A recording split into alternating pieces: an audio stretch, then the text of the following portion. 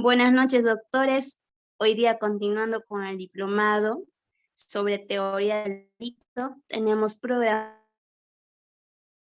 con el tema de aplicación de la dogmática penal en la litigación oral. Y contamos con la presencia del doctor Fran Robert Almanza Altamirano, a quien le damos el pase para que pueda dar inicio a la sesión de hoy. Buenas noches, doctor Fran.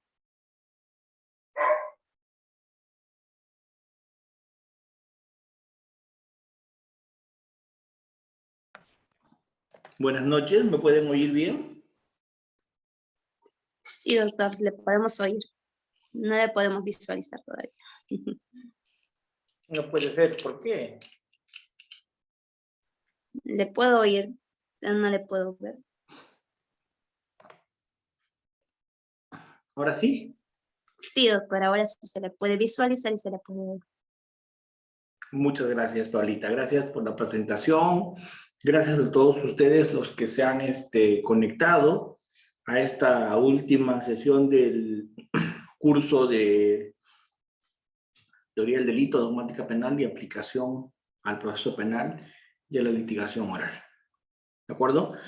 Gracias a los que han activado sus cámaras, a Henry, que es el primero en activar sus cámaras, a Paulita, que no ha activado su cámara, pero ha puesto su foto, bueno, por lo menos, ¿cierto? Y a todos los que me están acompañando el día de hoy para tocar ese tema tan interesante que es el examen directo y el contraexamen. Porque hoy día vamos a mirar esos dos temas. Hoy día vamos a mirar examen directo y vamos a mirar contraexamen.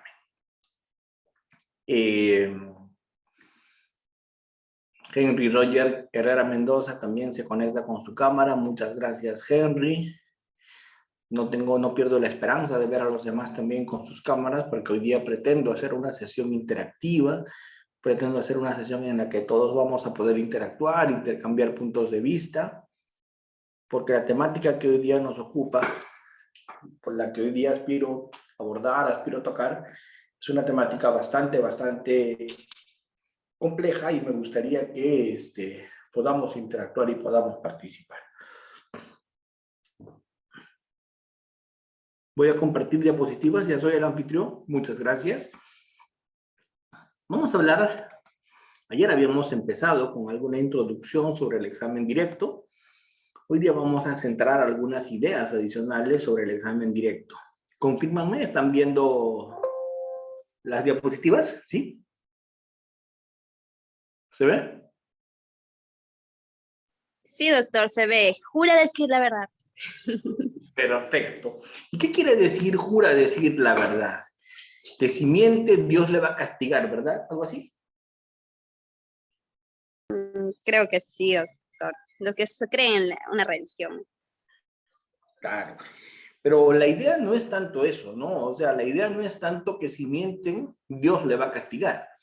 La idea es que si mienten, van presos. Porque si mienten, cometen perjurio.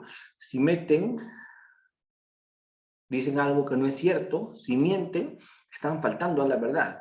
Y si un testigo falta a la verdad, comete delito. Entonces, en esa medida, independientemente de si jura, no jura, basta que declare y el juez le haga conocer que si miente puede incurrir en delito, el compromiso está asumido.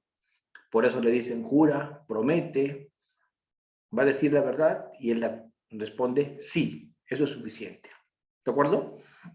Entonces es importante que tenemos que dejar claro. Los testigos no tienen derecho a guardar silencio. Si el testigo guarda silencio, comete delito. Si el testigo miente, comete delito. La única opción que tiene un testigo, la única posibilidad con un testigo, es que el testigo diga la verdad. ¿De acuerdo? Independientemente de si jura o no. Por eso jura está entre signos de interrogación. Los testigos no son arcángeles de la verdad. Los testigos siempre van a decir medias verdades. Los testigos van a decir la parte de la verdad que le pregunta. O sea, Cuando el fiscal lleva un testigo, el abogado defensor lleva un testigo, el actor civil lleva un testigo, el tercero civil lleva un testigo, lo llevan para que diga y responda a lo que le van a preguntar. Entonces yo pregunto, ¿qué cosa va a querer hablar el fiscal? Lo que le conviene, si es su testigo. ¿Qué va a querer hablar el abogado defensor? Lo que le conviene, porque también es su testigo. Entonces, siempre van a querer hablar la parte que les conviene. Entonces, el testigo nunca dice toda la verdad. El testigo dice la parte de la verdad que le conviene. Por eso es que algunas fórmulas de juramento, para evitar eso, contemplan esa frase que seguramente habrán escuchado ustedes mucho. Esa frase que dice, jura decir la verdad, toda la verdad. O sea, no te calles nada, ni todo. Nada más que la verdad, no le agregues mentiras, ¿cierto? Tienes que decir la verdad, toda la verdad y nada más que la verdad. Toda la verdad es, no te calles nada, di todo, no digas medias verdades, di todo. Y nada más de la verdad quiere decir, no le agregues mentiras. ¿De acuerdo? Siempre los testigos van a servir intereses de una parte. Los testigos van a servir intereses de una parte. ¿De parte de quién? Del que lo llevó. Porque los testigos no son del proceso. Los testigos son de parte. ¿De parte de quién? De parte del que lo llevó. Y siempre un testigo tiene una versión subjetiva. Siempre un testigo tiene una versión de lo que recuerda. Siempre un testigo interpreta. Siempre un testigo interpreta. ¿Qué estoy haciendo yo en este momento? ¿Qué estoy haciendo? Ustedes han visto lo que estoy haciendo, son testigos de lo que estoy haciendo. ¿Qué estoy haciendo, Paola? ¿Qué hice? Doctora Noemí, doctora Velázquez, ¿qué hice? He saludado. ¿Todos creen que he saludado?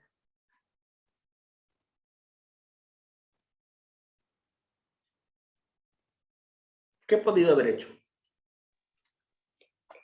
Estaba jurando, doctor. Estaba jurando. ¿Ves? ¿Alguien vio otra cosa también o no? De eso nunca se olviden. Cuando un testigo declara, jamás tiene una visión objetiva. Siempre tiene una visión subjetiva. Porque a lo que mira lo interpreta. Una doctora hoy día dijo que yo estaba saludando. Otra doctora dijo que estaba jurando. Alguien diría que estoy parando el micro. Otra persona diría que estoy levantando la mano porque quiero intervenir. Otro diría que me estoy desperezando. ¿Qué quiere decir eso? Que el testigo siempre lo que mira lo interpreta. Por eso un testigo narra lo que recuerda. Pero siempre ese testigo que narra lo que recuerda, lo narra no desde una visión objetiva, sino desde una visión subjetiva. Porque ese testigo interpreta. Entonces, algo que es fundamental cuando quieren entender contraexamen y examen directo es que los testigos no son arcángeles de la verdad. Los testigos van a decir lo que les preguntan y generalmente la parte que lo lleva, que es quien le examina, le pregunta la parte que le conviene. Y esa parte que le conviene es la parte que van a responder. Lo que le preguntan es lo que le conviene y eso va a responder. Va a narrar lo que recuerda. Va a tener una visión siempre subjetiva. ¿De acuerdo? En el examen directo yo les dije ayer, yo llevo a los testigos para que den información de mi teoría del caso, para que den esa parcela de información que toca mi teoría del caso. El testigo va a responder, el testigo va a dar información sobre esa parte, sobre esa parcela de mi teoría del caso. Todos los testigos no van para todo. El testigo A va para una parte, el testigo B va para otra parte, el testigo C va para otra parte, el D para otra parte, así. Cada testigo va respecto a la parte que le conviene. Cada testigo va respecto a la parte que le conviene. ¿Quién examina? Examina el litigante que propuso al testigo. examina el litigante que propuso al testigo. Si el fiscal lo propuso, el fiscal lo examina. Si el abogado defensor lo propuso, el abogado lo examina. Y es el examen directo de testigos y peritos la única oportunidad que tengo para probar mi teoría del caso. Porque con el examen de testigos y peritos, meto información de una fuente, testigos y peritos.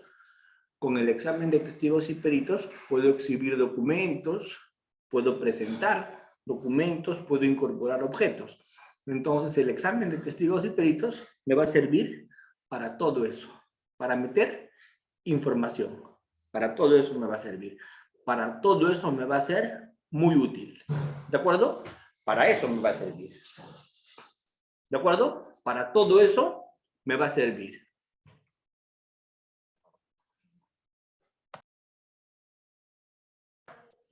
Para todo eso me va a servir el examen de testigos y peritos.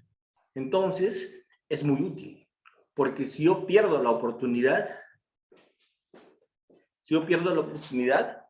de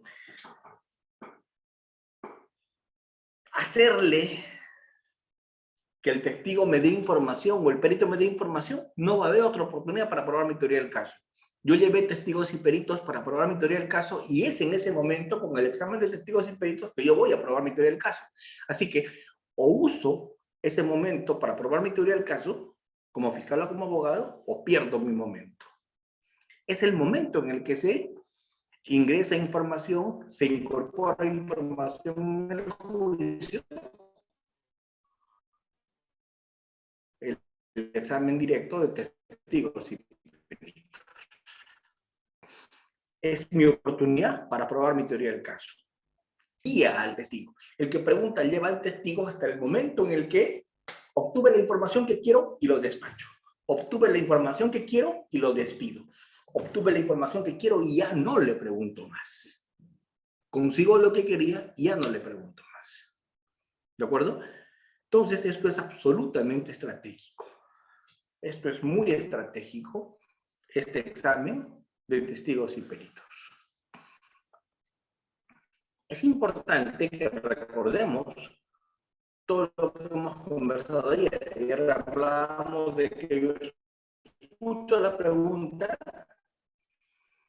escucho la respuesta y con la respuesta hago la siguiente pregunta.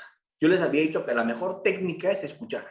Escucho la respuesta y con la respuesta hago la siguiente pregunta.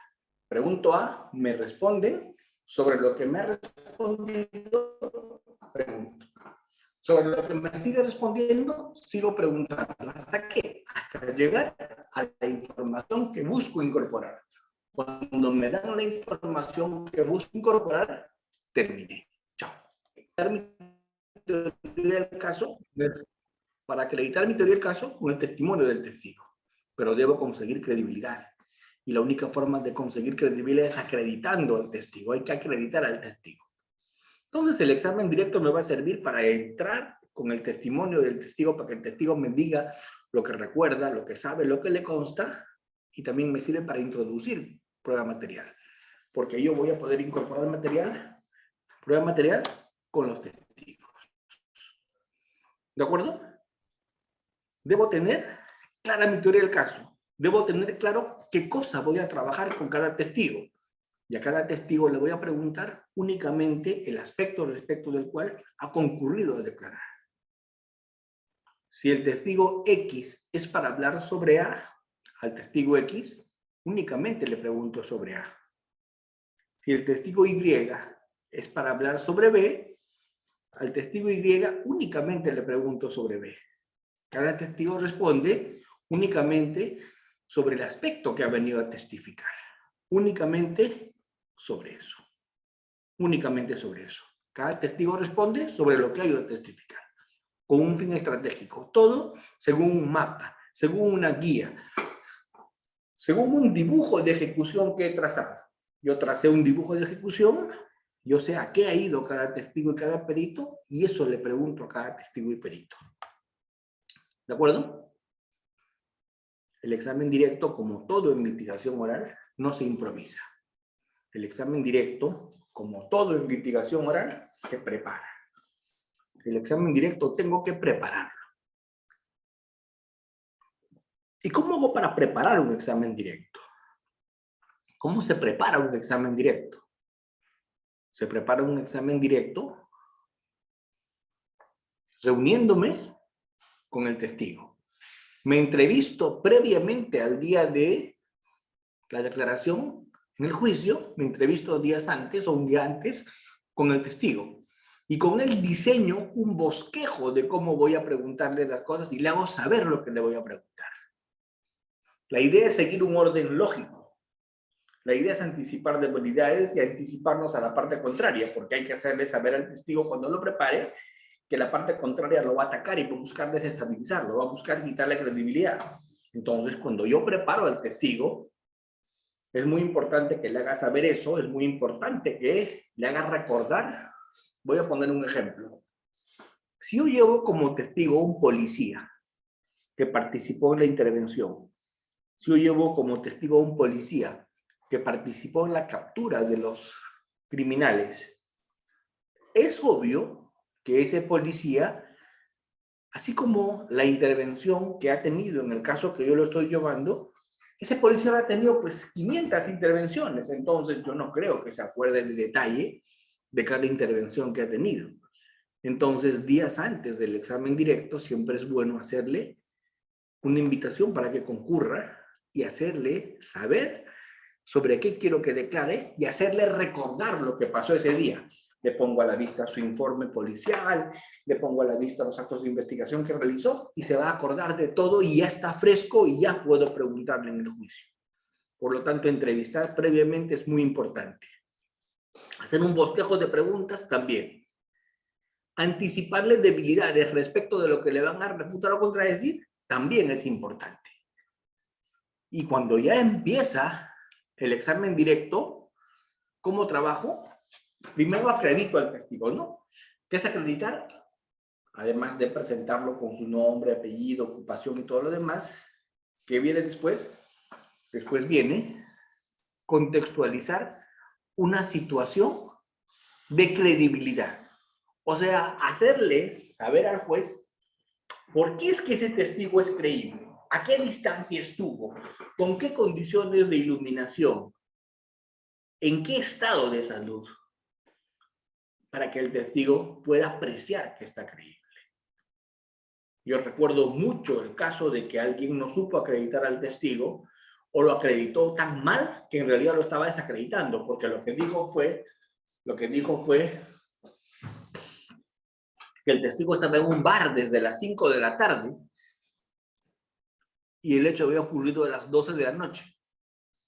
Yo pregunto, si su testigo lo presentó como que estuvo en el bar a las 5 de la tarde y el hecho había ocurrido a las 12 de la noche, en el contraexamen, ¿qué cosas cuestionarían? Pregunto a ustedes. ¿Qué cuestionarían? ¿Ustedes qué fueran? ¿Qué dirían? Si el propio que pregunta dice que estuvo en el bar desde las 5 de la tarde y los hechos ocurrieron en el bar a las 12 de la noche, ¿ustedes en el contraexamen qué cosa cuestionarían? El estado de lucidez, ¿no? Claro, pero yo no le haría en el contraexamen la pregunta más tonta de decirle si estaba borracho, porque me va a decir no tomo, es adventista, es evangélico y no toma. ¿Qué le preguntaría? Yo le preguntaría, ¿estuvo en el bar? ¿Qué le preguntaría, doctora Velázquez? Le preguntaría por qué razón se encontraba en el bar, qué estaban, no sé, por qué estaba reunido en el bar y con quién, ¿no? ¿Con cuántas personas? ¿Qué más? Le preguntaría si ingirió, no, cuántas, eh, cuántas, no sé, cuántas cajas de cerveza ingirió. ¿Qué cree que le va a decir? No, bueno, no sé, no tomé. Así es, le va a decir eso. Entonces, ¿cómo lo trabajaría? Hay una técnica. Dilo sin decirlo. ¿Y cómo se trabaja eso? Eso se trabaja haciéndole preguntas para que el testigo responda lo mismo, pero sin darse cuenta que lo está respondiendo así. ¿Me entienden?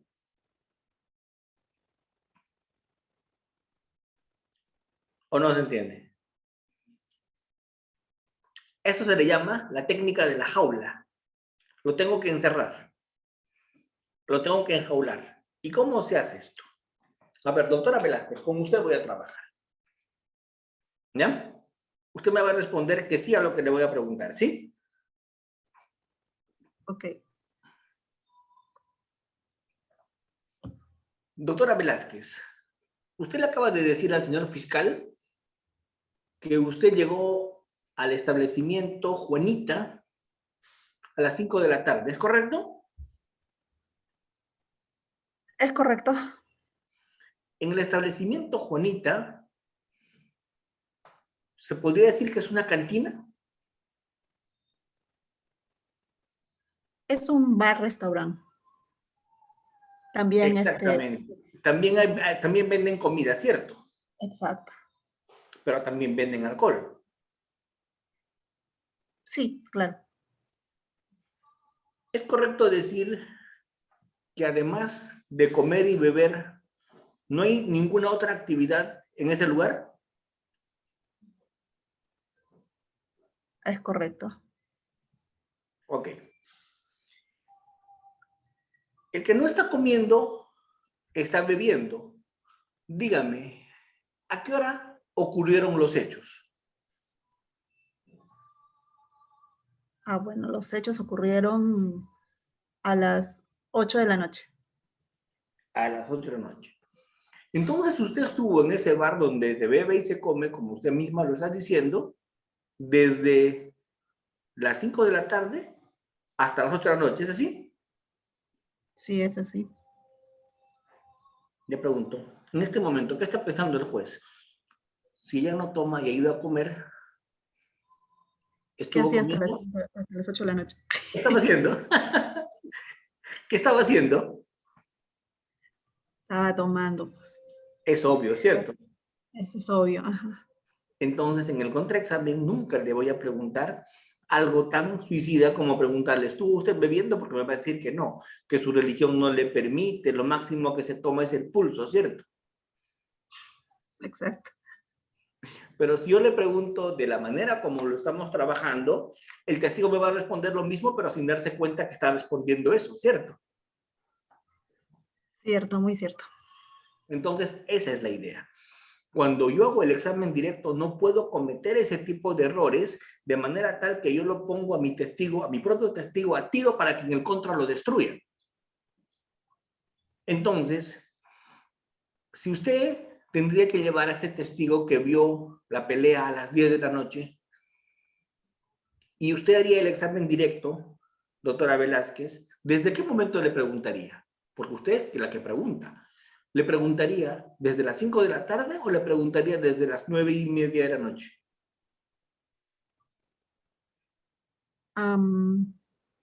Le preguntaría exactamente si es que yo llevo el testigo. Así En es. ca- ya, Si fuera su testigo. ya, si fuera mi testigo. ¿Como fiscal o como? Como fiscal. Igual, como fiscal o como abogada. Va a Le preguntaría testificar. qué es lo que vio, ¿no? O sea, del Pero momento de ¿desde los qué hora hechos. le preguntaría? Desde el momento de los hechos. O sea, qué fue lo que, o sea, qué es lo que vio en ese momento, ¿no? Claro. ¿Le preguntaría desde las 5 de la tarde? No. Claro, tonta fuera, ¿cierto? Ujú. Usted le preguntaría directo, le diría, ¿es correcto decir que el día tal usted estuvo en el bar Juanita? Claro. Sí. Eh, ¿Es correcto decir que ese día usted estuvo en el bar Juanita? Respóndame. me está preguntando. Sí, sí. Ah, ya. ¿Es correcto decir que ese día estuvo en el bar Juanita? Es correcto, sí. A eso de las 9:30 de la noche se produjo una pelea. Así es. Objeción, pregunta sugestiva. Estoy sugiriendo respuesta. No se puede hacer así la pregunta. ¿Cómo tendría que preguntar? ¿Qué pasó a las 9:30 de la noche? ¿Y usted qué me diría? Bueno, a las 9:30 de la noche salí del bar porque me llamó la atención una gresca que se produjo en la calle, ¿no? Entonces salí a ver qué es lo que estaba pasando y pude observar que habían 2 personas que estaban peleando, ¿no? Exactamente, exactamente. Escucho eso y le hago la siguiente pregunta. ¿Cómo es que peleaban? Bueno, lo que pude ver es que el señor que se encontraba vestido con un polo a rayas, le golpeó en la cabeza al otro señor que estaba vestido con un polo blanco.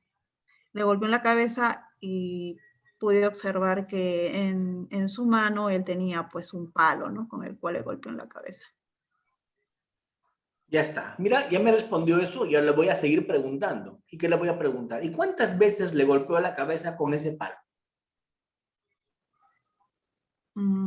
Fueron 3 veces. ¿Ve? Entonces, ¿cuál es la técnica? Yo le llevo allí, al bar. Le pregunto lo que pasó.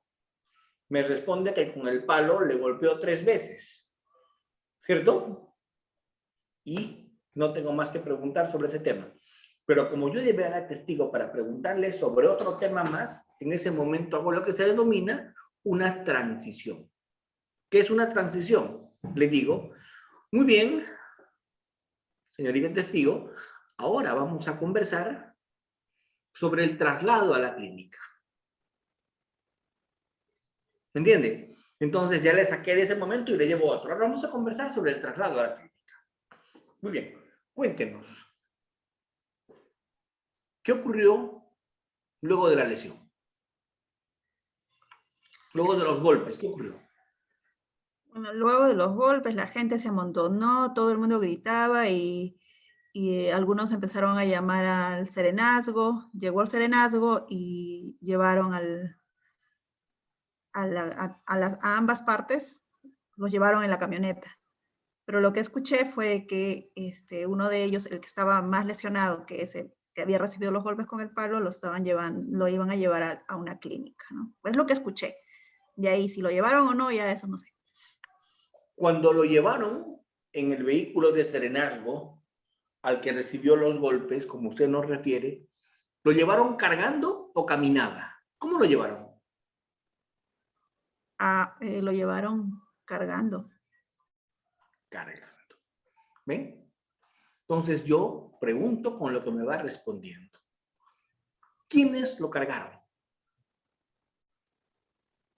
Los señores de serenazgo. Muy bien, esa es la idea. Escucho la respuesta y con la respuesta con la siguiente pregunta. Y cuando quiero salir de ese tema, paro y hago una transición. Muy bien. Ahora conversemos sobre su declaración previa a nivel de la Fiscalía. Señorita testigo, ¿es la primera vez que usted testifica? Sí, es la primera vez. ¿A nivel policial testificó? A nivel policial, sí, a nivel policial sí. Bueno, cuando dije la primera vez, me refiero en esta situación, ¿no? Aquí ante el... Esa vez que testificó ante la policía, ¿a qué distancia de los hechos lo hizo? ¿Cuánto tiempo después de los hechos?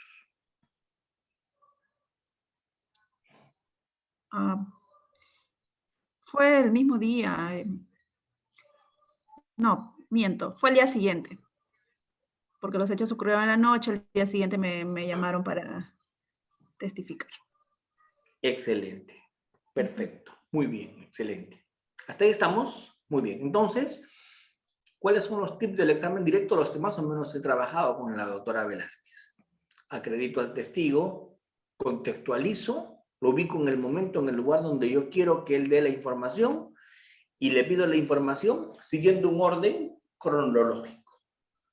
¿Cierto? Primero le pegan, luego lo suben a la ambulancia, luego de la ambulancia lo llevan a la clínica y luego usted va a la comisaría y declara. ¿Se entiende? ¿Cómo es eso? Sigue un orden cronológico.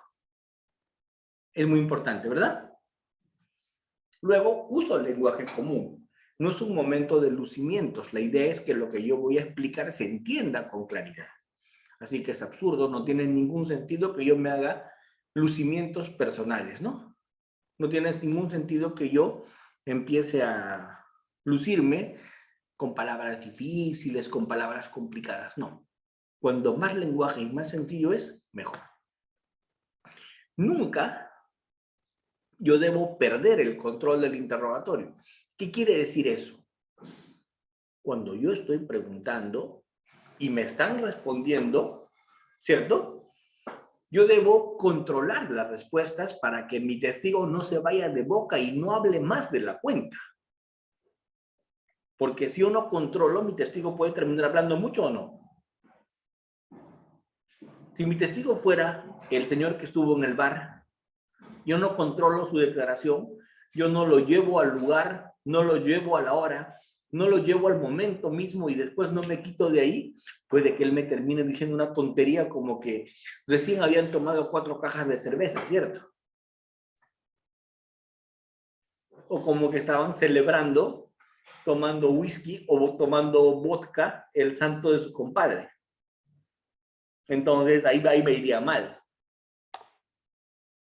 Entonces, siempre hago mi cronograma, mi orden cronológico, y le pregunto un hecho detrás del otro, como lo que hemos querido hacer. Primero, pelea. En la pelea lo golpea con un palo. Luego que lo golpea con un palo cae al piso. Luego llaman a serenar. Naranjo lo sube, lo llevan a la clínica. Luego usted declara. Orden cronológico. Trabajo con hechos. No con cuestionario. Trabajo con hechos. Hago un esquema. En el examen directo se hacen esquemas, no se hacen pliegos interrogatorios como les decía ayer. Se trabaja con esquemas, con detalles y siempre con los testigos más confiables que tengo. ¿Qué tipo de preguntas están permitidas en el examen directo? En el examen directo están permitidas preguntas narrativas, pero las preguntas narrativas son pésimas. Están permitidas, pero nunca las hagan. No es conveniente hacerlas jamás, las preguntas narrativas. ¿De acuerdo? A ver, ¿qué es una pregunta narrativa? No te la van a objetar porque no es objetable, pero es de pésima técnica. Jamás se hace sobre preguntas narrativas. No es importante. Es bien raro que te sirva una pregunta narrativa. ¿Cómo es una pregunta narrativa? A ver, miren cómo voy a preguntar de manera narrativa. Testigo. Testigo. Doctora Velázquez, usted es mi testigo. ¿Sí? Testigo. ¿Sabe por qué está usted acá? ¿En este juicio? Sí, ¿Por qué está me acá? citaron. ¿Por Me qué está acá? citaron para atestiguar un hecho de agresión. Muy bien. Mira la pregunta salvaje que yo voy a hacer en este momento. Narrativa al mango. Y que Dios se apiade de mi alma. Miren lo que voy a preguntar. Dijo para hablar respecto de una agresión, ¿cierto? Sí. Mira la pregunta que voy a hacer. ¿Y qué sabe usted de esa agresión? Cuéntenos. Y usted me puede decir todo lo que me conviene y lo que no me conviene, ¿verdad o no? Se puede ir de boca, puede dejar listo el caso para el contraexamen, etcétera, etcétera, etcétera. Eso es lo más kamikaze que he visto en mi vida. Las preguntas narrativas son suicidas. ¿De acuerdo? ¿Qué es mejor antes de usar preguntas narrativas? Preparar tu cronograma, trabajar hecho por hecho con puras preguntas abiertas y cerradas. Yo guío al testigo. Yo tengo el control del testigo. Yo controlo el interrogatorio. ¿Y cómo lo controlo? Con preguntas no narrativas, sino solo abiertas y cerradas. Abro, cierro, abro, cierro, abro, cierro. ¿Consigo? Transición, otro tema. ¿Eso qué es? Tener control del contra. Control del examen directo. Siempre tengo el control. ¿Sí? No se olviden de eso. Es bueno tener el control. Las preguntas abiertas son de alcance limitado. Yo puedo controlar mejor con preguntas abiertas y están permitidas en el examen directo. ¿Qué ocurrió? ¿Cómo pasó? ¿Cuándo fue? Pregunta cerrada. Sobre lo que me ha respondido, pido precisiones. Ah, ¿le disparó? Sí. ¿Con qué arma? Si él me dice que le ha disparado, yo pido precisión. Porque si hubo un disparo, tiene que haber sido con un arma o no. Entonces le pido precisión. ¿Con un arma? ¿Qué arma? Y él me dice una pistola. Yo le pregunto, ¿qué marca? ¿A qué distancia? ¿Cuántas veces? Esas que son preguntas cerradas, que exigen respuestas específicas sobre lo que ya testificó. ¿Qué testificó que disparó? Vamos a venir con preguntas cerradas para que nos haga precisiones. Ah, ya usted me dijo que disparó. ¿Cuántas veces disparó? ¿A qué distancia disparó? ¿Con qué disparó? ¿Estamos? Eso que son preguntas cerradas. ¿Sobre la base de qué? De lo que ella respondió. Pidiendo precisiones, pidiendo aclaraciones. Y las preguntas de transición que ya hemos conversado de qué se tratan, las preguntas de transición que ya hemos hablado de qué se tratan, ¿con qué tienen que ver? Las preguntas de transición tienen que ver con variar o cambiar el tema del examen. Yo les había dicho que esas preguntas de transición son para situar, para cambiar, y son preguntas muy útiles si quiero tener control del testigo. ¿Qué preguntas están prohibidas en el examen directo? ¿Qué preguntas no se hacen en el examen directo? ¿Qué preguntas están proscritas, prohibidas en el examen directo? Las preguntas sugestivas. ¿Y por qué están prohibidas en el examen directo las preguntas sugestivas? ¿Quién me lo puede decir? ¿Por qué están prohibidas en el examen directo las preguntas sugestivas? ¿Por qué? El testigo es quien tiene que dar la información. Porque el testigo es la fuente de información, ¿cierto? ¿Y qué pasará si en el examen directo se podrían hacer preguntas sugestivas? ¿Qué pasará si en el examen directo a mi testigo yo le podría hacer preguntas sugestivas? ¿Qué pasaría si eso es así? ¿Quién terminaría dando la información? Si se podría preguntar de manera sugestiva en el examen directo, ¿quién terminaría dando la información? ¿Quién cree? ¿Quién pregunta? Pues El que pregunta. Doctora Velázquez, ¿usted ha mirado, ha estado en mi oficina y ha visto lo que hice hoy en la oficina? no. No tiene idea, ¿verdad? No. ¿Usted podría testificar sobre todo lo que yo hice hoy día en mi oficina? No, no podría, no estuve ahí. Pero con preguntas sugestivas usted sí puede testificar. Usted va a ser mi testigo y va a responder todo lo que yo hice en mi oficina y yo voy a hacerle preguntas sugestivas, o sea, usted me va a responder que sí solamente, ¿de acuerdo?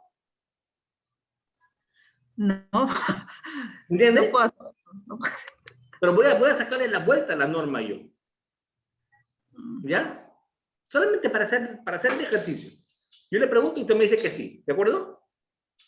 Ya, para el ejercicio, ya está bien. Sí. Muy bien, para el ejercicio. Doctora Velázquez, usted concurrió el día 30 de diciembre del 2021 al Ministerio Público. Sí, Concurrió en horas de la tarde. sí, Se entrevistó con el fiscal Frank Almanza. claro, Él estaba en su oficina sí, lo vi ahí. y estaba firmando informes. Ah, bueno, eso no vi. Solo vi Pero que él estaba firmaba, firmando en su oficina, estaba en su oficina despachando. vi que firmaba documentos, pero no puedo especificar si era un informe o qué era. Pero firmaba. Sí, Estaba sentado en su escritorio. sí. Muchas gracias. Su información ha sido muy valiosa. No sabe cuánto nos ha ilustrado. Yo pregunto, ¿usted sabía algo? No, para nada, doctor. ¿Y quién metió toda la información? El fiscal, pues, ¿no? ¿Quién pregunta, no? En Haciendo este que caso, preguntas sugestivas. Por eso están prohibidas las preguntas sugestivas, porque con preguntas sugestivas el testigo nunca informa nada. El que pregunta informa todo. sí, Las preguntas, ¿cómo tendrían que ser? abiertas, ¿Qué más? abiertas, cerradas. Perfecto. Lo mismo que yo le conté, haga que yo le cuente al juez. Todos sus compañeros son jueces y lo mismo que yo le conté, usted le va a contar a los compañeros. Pero con preguntas sugestivas. Hágame preguntas, perdón, preguntas abiertas y cerradas, como se tiene que hacer el examen directo. Sobre lo que acabo de contarle yo que hice en mi oficina hoy día. Hágalo correctamente. Yo lo hice mal, lo hice con puras preguntas sugestivas. Hágalo usted correctamente. A ver, doctor Frank, ¿dónde se encontraba el día de hoy usted? ¿En horas de la mañana? En mi trabajo, Ah, en su trabajo. ¿Dónde trabaja usted? en la fiscalía, Ah, ok. ¿Y qué es lo que estuvo haciendo en la fiscalía? estuve firmando informes Ah, de, estuvo. de denuncias contra jueces y fiscales. Oh, ya, muy bien.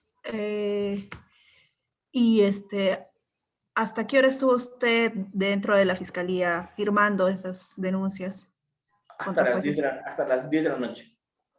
10 de la noche. Ah, ok. ¿Ven? ¿Algo más? Esa es la forma. No, lo que yo quiero es que solamente capten la técnica. Y lo ha hecho la doctora Velázquez, excelente. Escucha la respuesta y con la respuesta hace la siguiente pregunta.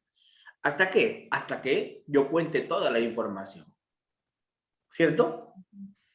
¿Ven? ¿Qué ha hecho la doctora? Ha hecho preguntas abiertas. Ha hecho preguntas cerradas. ¿Cierto? Y si ahora ya quisiera usted hablar de cómo es que me fui a mi casa y para eso tendría que hacer una transición, ¿cómo la haría? ¿Qué diría? ¿Hasta qué hora se quedó? Me preguntó. Yo le respondí hasta las 5 de la tarde. Continúe. Haga una transición para decirme cómo me fui a mi casa.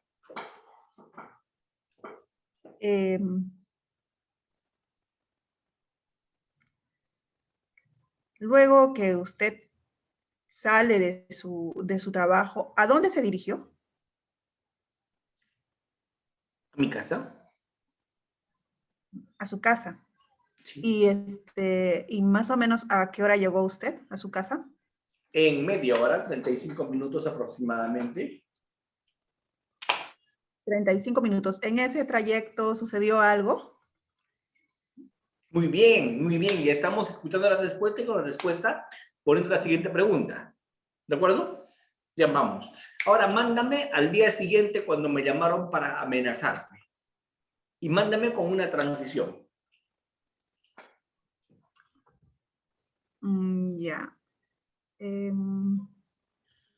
Ahora nos vamos a situar al día siguiente, doctor Almanza. ¿Puede precisar al día siguiente a qué hora usted se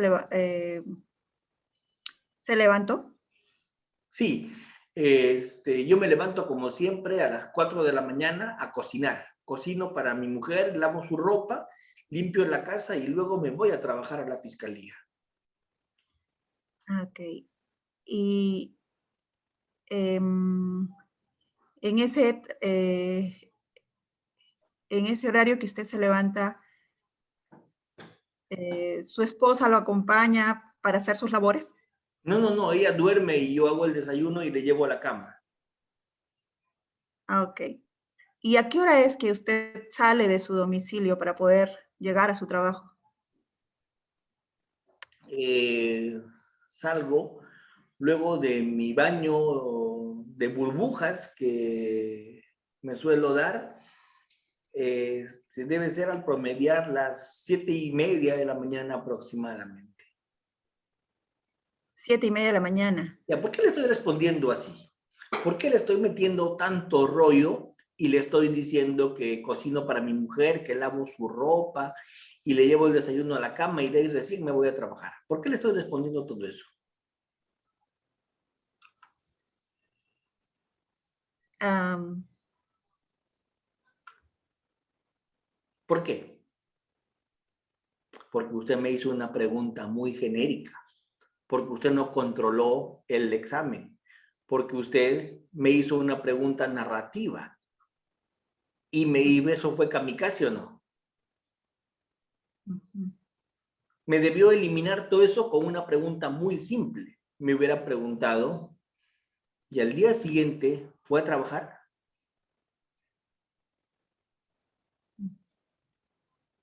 Ok. Sí. ¿Qué pasó en su trabajo? Nada, me empecé a desenvolver en mis actividades y todo lo demás. ¿Qué más? Recibí una llamada. ¿De quién? De fulano de tal. ¿Qué le dijeron? ¿Ven? Entonces, siempre es importante no ser tan genérico. ¿Para qué? Para que no yo pierda el control del testigo. ¿De acuerdo? Es importante eso. Están prohibidas las preguntas sugestivas, las impertinentes, y nunca se le pregunta al testigo opiniones. Por ejemplo, ¿cuál es una opinión? ¿Y usted cree que estaba en estado etílico? Objeción. No es perito, ¿cierto? Entonces, esas preguntas de opinión jamás se pueden preguntar. Las preguntas de opinión, ¿a quién nada más se le pueden hacer? A los peritos. Porque los peritos opinan de acuerdo con su ciencia, de acuerdo con su técnica, ¿cierto?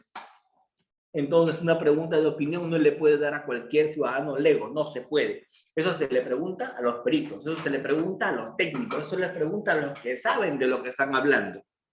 A ellos se le pregunta eso. No se pueden preguntar de manera capciosa, no se puede preguntar de manera confusa, y menos de manera compuesta. ¿Cómo es de manera compuesta? ¿Cómo es capcioso? ¿Cómo es confuso? Para que diga sí o no, usted nunca salió del lugar. ¿Se entiende mi pregunta?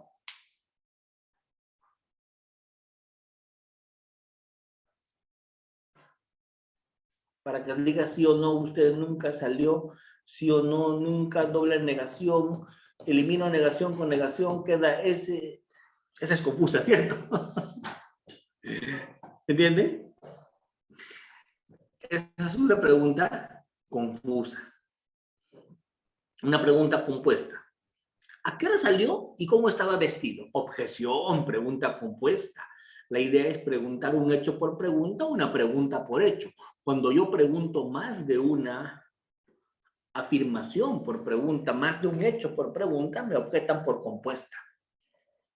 Porque solamente tengo que preguntar un tema por pregunta.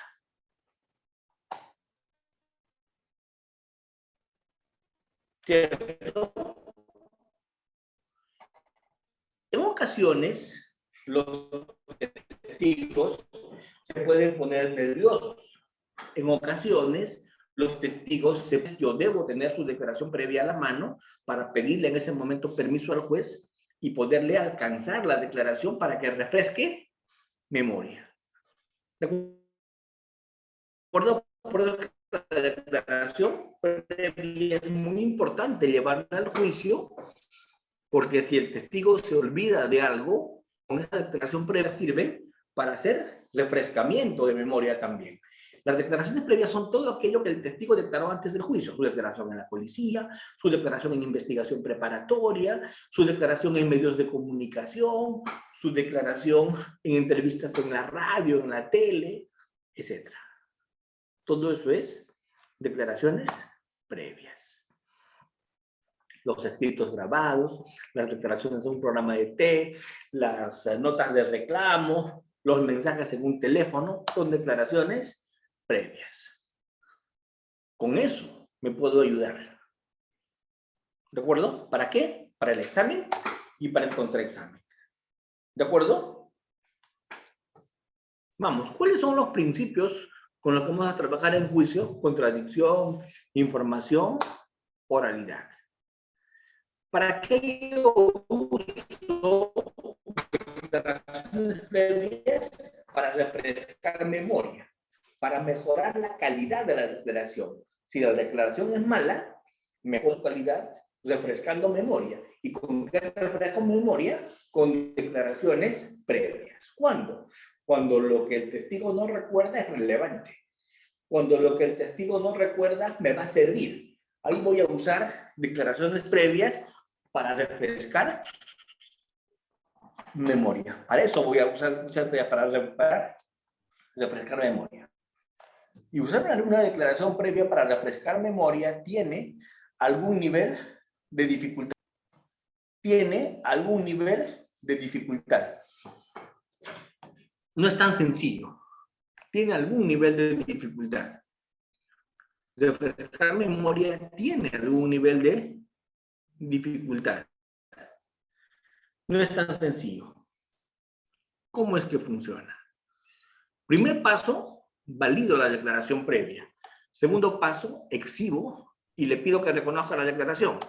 Tercer paso, le indico que lea en silencio lo que he marcado. Y cuarto paso, continúo el interrogatorio. ¿Para qué sirven las declaraciones previas? Para manifestar consistencias, para refrescar memoria, para acreditar. Y en ocasiones, en el contraexamen, las declaraciones previas se pueden usar para restar credibilidad.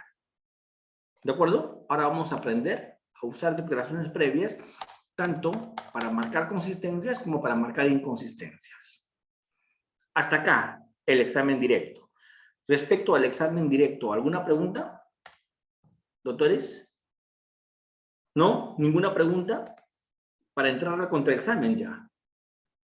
Vamos a entrar al contraexamen entonces con todos ustedes. Vamos a parar un par de minutos para yo cambiar de diapositiva con el contraexamen y luego continuamos. Continuamos exactamente en 5 minutos. Voy a cambiar de diapositiva para empezar con el otro tema.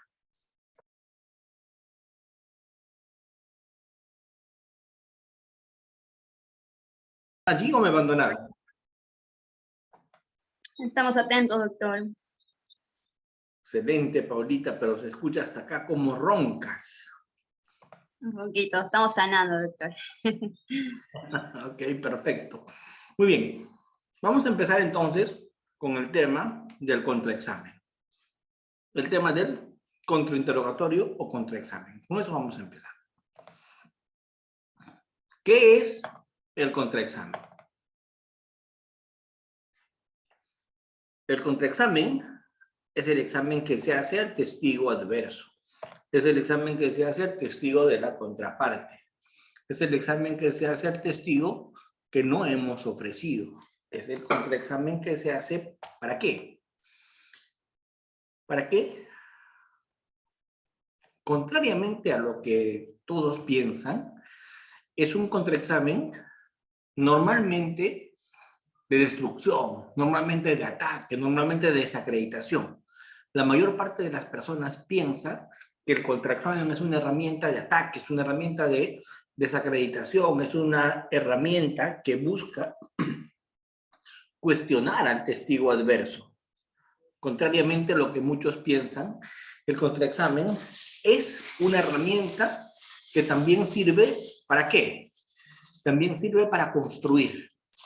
Si bien es cierto el contraexamen se hace a los testigos adversos, si bien es cierto el contraexamen se hace a los testigos que no hemos propuesto, a los testigos que ha propuesto nuestra contraparte, el contraexamen es un escenario en el cual voy a eventualmente tratar de construir, sacar información favorable, eventualmente. Sin embargo, las más de las veces, lo que voy a hacer en el contraexamen es desacreditar al testigo adverso, desacreditar su testimonio, evidenciar contradicciones, pero no debo olvidar que el contraexamen también sirve para acreditar mis propias proposiciones fácticas. El contraexamen también sirve para que mis propias proposiciones fácticas puedan ser acreditadas. El contraexamen también sirve para que mis propias proposiciones fácticas yo las pueda acreditar. Ese es también un objetivo del contraexamen, acreditar mis propias proposiciones fácticas. Por lo tanto, el contraexamen no es una herramienta únicamente de destrucción. El contraexamen no es una herramienta únicamente de ataque, de desacreditación. Eventualmente el contraexamen también es una herramienta de construcción. Es mucho más creíble cuando en el alegato de clausura siempre voy a sacar todo lo positivo y lo voy a usar en el alegato de clausura. Siempre voy a usar todo lo positivo en el alegato de cierre. ¿Cierto? Siempre voy a usar lo que he conseguido en el contraexamen en el alegato de clausura o en el alegato de cierre. Entonces, si voy a usar todo lo positivo en el alegato de clausura y el alegato de cierre, va a ser mucho más creíble que los hechos hayan sido mencionados por los testigos de mi contraparte que por mis propios testigos. Porque en el alegato de clausura y en el alegato de cierre, yo le podré decir al juez: señor juez, esto es tan cierto que los propios testigos de mi contraparte lo han dicho. Esto es tan cierto que los propios testigos adversos lo han dicho. Esto es tan cierto que no solamente lo han dicho mis testigos, sino lo han dicho también los testigos de la parte contraria. Por lo tanto, si logras conseguir información favorable de los testigos de la contraparte, algo habrás hecho. Un objetivo, les había dicho, es desacreditar al testigo. ¿Y con qué desacredito al testigo? Con discordancia, con hechos sólidamente acreditados. Si el testigo dice A y la NASA dice B, si el testigo dice A y 4 testigos policías dicen B, estoy mostrando que hay contradicción entre lo que dice ese testigo y hechos sólidamente sustentados. Un informe de la NASA, de Contraloría, de 4 testigos policiales que participaron en los hechos. Entonces, es una forma de desacreditarlo. Otra forma es cuando demuestro que no conoce como debería conocer los hechos, tiene falta de conocimiento. Hay temas que desconoce. Entonces, ahí, por ejemplo, si fuera un perito, estaría absolutamente desacreditado por falta de conocimiento de algo elemental en su materia. Si yo le pregunto cosas elementales en su materia y no me sabe responder, estará pues completamente desacreditado. También lo voy a desacreditar al testigo si es que ese señor tiene algún interés, tiene alguna familiaridad, algún vínculo, tiene alguna relación con la contraparte. Entonces, en esa medida, es también posible que yo voy a desacreditarlo. O si ya tiene antecedentes de haber mentido. Si normalmente tiene una conducta orientada a falsear. Con eso lo voy a desacreditar como persona. Pero si no lo desacredito como persona, también puedo cuestionar su testimonio o ambos. Lo ataco como persona y ataco su testimonio. ¿Y cuándo ataco el testimonio? Cuando lo que dice haber visto no lo vio con las mejores condiciones de percepción. Ataco su testimonio. No es creíble lo que él dice porque se ha podido confundir, ha podido entrar en un error. Hoy día los neurocientíficos saben que a veces cuando vemos algo y no lo recordamos, nuestra mente construye cosas para completar recuerdos. Entonces, de pronto la persona es alguien completamente honesto, correcto, pero su mente lo traiciona. Le hace recordar cosas que de pronto no han pasado, porque nuestra mente es capaz de hacer eso. Hoy día se sabe por neurociencia. Segundo, se le puede cuestionar el testimonio cuando no se condice con la experiencia, no se condice lo que dice con la máxima de la experiencia. Cuando hace muchas opiniones, su testimonio pasa a no ser creíble porque no está hablando sobre hechos, sino sobre opiniones. Está haciendo interpretaciones. Ahí se puede cuestionar su testimonio. El contraexamen es un ejercicio que se tiene que hacer siempre usando preguntas sugestivas. Las preguntas sugestivas me van a permitir controlar al testigo, me van a permitir que el testigo no se me escape, me van a permitir que el testigo no se me vaya de mi rango de dominio. Con preguntas sugestivas voy a poder yo llevarlo al testigo a donde lo quiero llevar. direccionarlo, mover su examen en ese sentido. Para eso es importante las preguntas sugestivas. Así como el examen directo yo lo trabajé con un esquema, así como el examen directo yo lo trabajé con un cronograma, así como el examen directo yo lo trabajé, lo planifiqué, lo estructuré, el contraexamen con mayor razón. Si un examen, como es el examen directo, que es con mi testigo, con el que yo llevé, con el que está de mi lado, lo tengo que planificar bien, preparar bien, entrenar bien, ¿qué será en el contraexamen? En el contraexamen eso es el doble. ¿Por qué? Porque en el contraexamen voy a enfrentar a un testigo adverso. En el contraexamen voy a enfrentar a un testigo de mi contraparte. En el contraexamen voy a enfrentar a un testigo que eventualmente puede que me luche, me discuta. Entonces, si voy a entrar en ese nivel de impugnación de credibilidad, tengo que cometer 0 errores. Y la única forma de cometer 0 errores en el contraexamen es planificar lo que voy a preguntar, estar seguro de lo que voy a preguntar, usar siempre preguntas sugestivas, ir de lo general a lo particular, un hecho por pregunta, una pregunta por hecho, y jamás preguntar lo que no estoy seguro que me van a responder. Las preguntas de pesca, las preguntas de exploración, las preguntas a ver qué sale, a ver si me liga, no son recomendables. ¿De acuerdo? Lo recomendable es usar preguntas sugestivas, lo recomendable es sugerir respuestas y buscar afirmaciones de parte del testigo. ¿De acuerdo? Se trabaja siempre en el contraexamen, se usa siempre en el contraexamen preguntas sugestivas. Preguntas sugestivas que son preguntas que me van a permitir medir la calidad de la información. ¿De acuerdo? Preguntas sugestivas que me van a permitir ponerle ritmo al examen. Manejarme con la rapidez suficiente como para que el testigo responda casi por inercia y cuando se dé cuenta que ha dado información que seguramente no le es favorable a quien lo llevó, ya sea demasiado tarde. Si yo sé trabajar preguntas sugestivas rápido, un hecho por pregunta, una pregunta por hecho, estas preguntas las sé llevar adelante a través de un ritmo correcto.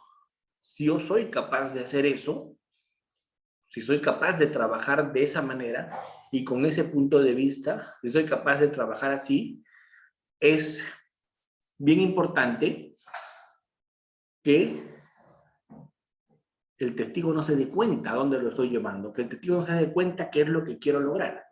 Y si el testigo no se da cuenta a dónde lo estoy llevando, si el testigo no se da cuenta qué es lo que yo quiero lograr, lo más probable es que ese testigo responda dando una versión distinta a los hechos que ya dio. Pero cuando se dé cuenta que ha dado una versión distinta a los hechos que ya dio, cuando se dé cuenta que ha cometido errores al responder, ya sea demasiado tarde. Ya sea demasiado tarde. ¿De acuerdo? Esto va a ser siempre un anticipo a los alegatos.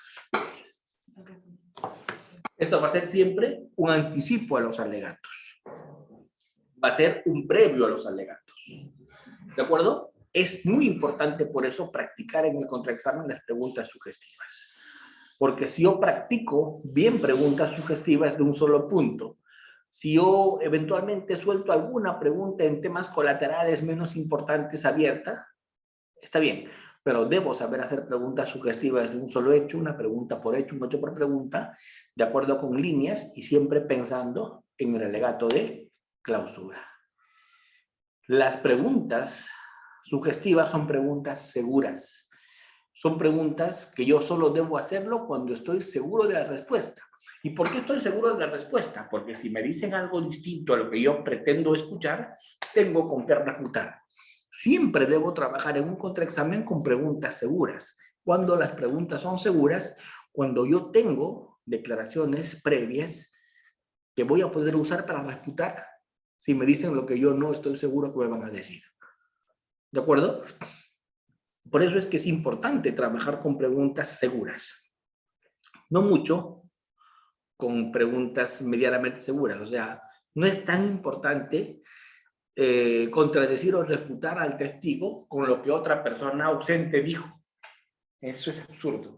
Porque si yo le digo, pero fulano dijo tal cosa, el otro va a decir, a mí qué me importa que fulano ha dicho tal cosa. Está mintiendo seguro, yo estoy diciendo la verdad. Entonces, no me sirve mucho refutar con versión de otra persona. Por eso son preguntas bien arriesgadas. Y salir a pescar peor, pues, ¿no? La idea es trabajar en el examen contra con preguntas seguras. ¿Y cuáles son preguntas seguras en el contra?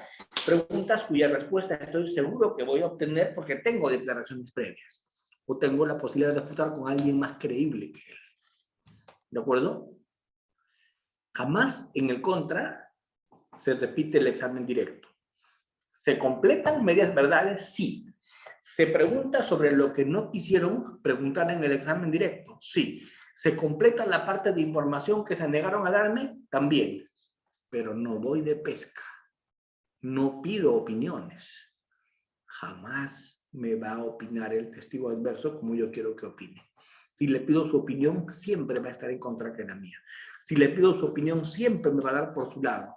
Si yo le pido que haga eso, nunca voy a lograr que lo haga. No es pelear, es ser prudente. No es pelear, es ser seguro de lo que preguntas. No es pelear, es dejar claro las cosas que voy a usar en el alegato de cierre o alegato de clausura. La idea no es adelantar al alegato, la idea es trabajar sin intentar derrotar al testigo. Porque si yo intento derrotar al testigo, no lo voy a lograr.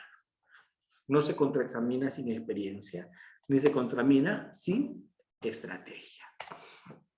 ¿De acuerdo? Entonces, con eso, más o menos yo he tratado de darles a ustedes un panorama más o menos amplio de qué es lo que en la litigación oral vamos a trabajar.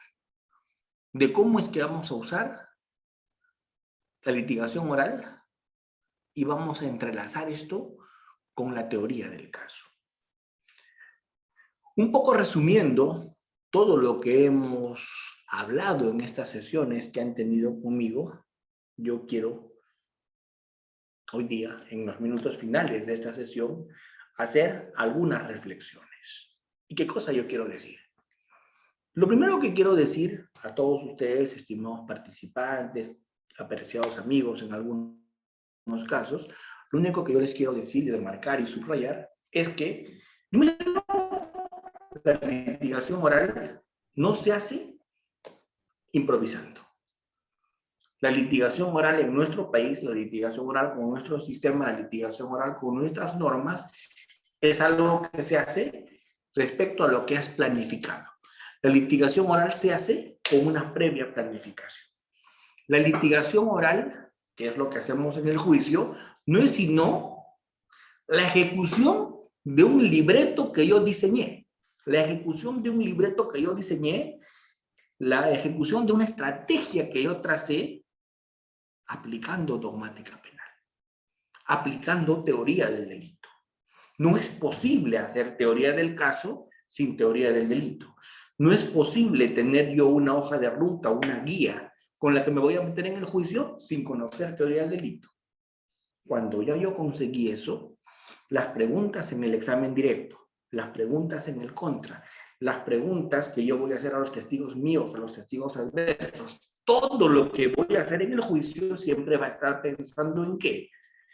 En lograr demostrar mi versión de los hechos, mi punto de vista, mi teoría del caso, lo que yo trabajé, mi libreto, mi hoja de ruta. Va a ser eso. Nada se improvisa. Cuando yo hago una pregunta a un testigo es porque quiero probar mi teoría del caso. Cuando hago una pregunta a un testigo adverso es porque yo quiero desacreditar la teoría del caso del otro o probar también la mía. Pero nada en el juicio se hace sin pensar en mi teoría del caso. Todo lo que yo hago en un juicio es pensando en mi teoría del caso. Es pensando en lo que yo quiero probar. ¿De acuerdo? Por lo tanto, es un ejercicio absolutamente estratégico litigar en el Perú, pero estratégico sobre una base. ¿Y cuál es la base? Mi libreto, mi teoría del caso, que yo trabajé aplicando dogmática penal, usando teoría del delito. Y el juicio es la plasmación de esa teoría del caso. En el juicio yo debo incorporar información para que esa teoría del caso sea creíble, sea acogida por los jueces. Los jueces puedan motivar sobre esa base, sentenciando y motivando sobre esa base. Si logro eso, habré logrado. ¿De acuerdo? Entonces, este curso tenía esta dogmática penal. Hablar de conducta, hablar de tipicidad, hablar de antijuricidad, hablar de culpabilidad, hablar de punibilidad, hablar de los elementos o categorías del delito, manejar un poco esas figuras y eso aplicarlo en la teoría del caso. Y eso aplicarlo en la teoría del caso. Y eso aprender a usarlo en el juicio para probar mi versión, para probar mi punto de vista, para probar mi teoría del caso. Eso sencillo no es, pero tampoco es algo del otro mundo. ¿De acuerdo? Así que el mensaje es ese. Nada se puede hacer en el juicio contemporáneo sin teoría del caso. Nada se puede hacer en el juicio contemporáneo sin el uso de la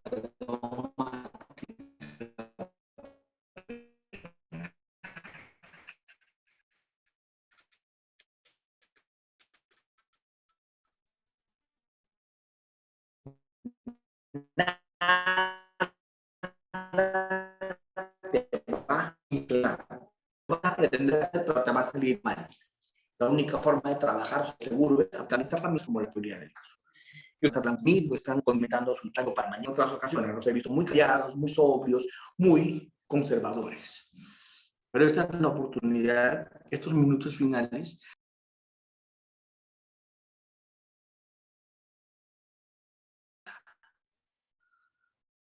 así que quedo de ustedes, los efectos de que me puedan dar algún nivel de presión, algún nivel de consulta, algún nivel de aporte, sugerencia respecto de todo lo que hemos conversado. Cuéntenme.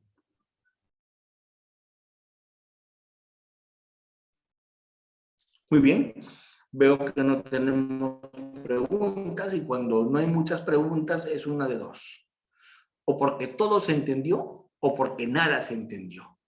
Quiero creer que no hay preguntas porque todo se entendió. Quiero tener esa esperanza, que no hay preguntas porque todo se entendió. Así que, dicho esto, y no habiendo más preguntas, toca agradecer esta, ¿cierto? Y Paulita, que ha tenido tan palabras amables conmigo el día de hoy, me ha presentado, así que muchas gracias por eso y a todos ustedes muchas gracias por su presencia, por su atención y por todo lo que han compartido conmigo en estas sesiones. Que tengan un feliz año, que el 2022 tiene que ser mejor que el 2021. Un abrazo para todos y muchas gracias. De igual manera, estimados doctores, damos por culminado el diplomado de Teoría del Delito y su aplicación sobre la teoría del caso. Y también agradecemos a la participación especial del doctor Fran Almanza Altamirano y a cada uno de ustedes por su dedicación y profesionalismo en la participación de este curso. La dirección académica del Instituto Latinoamericano en Derecho y Sociedad les desea un exitoso año nuevo y que tengan ustedes muy buenas noches, doctores.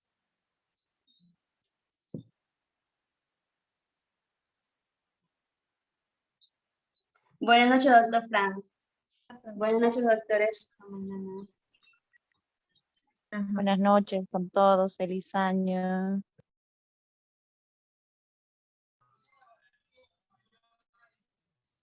Feliz año con todos. Buenas noches. Feliz año.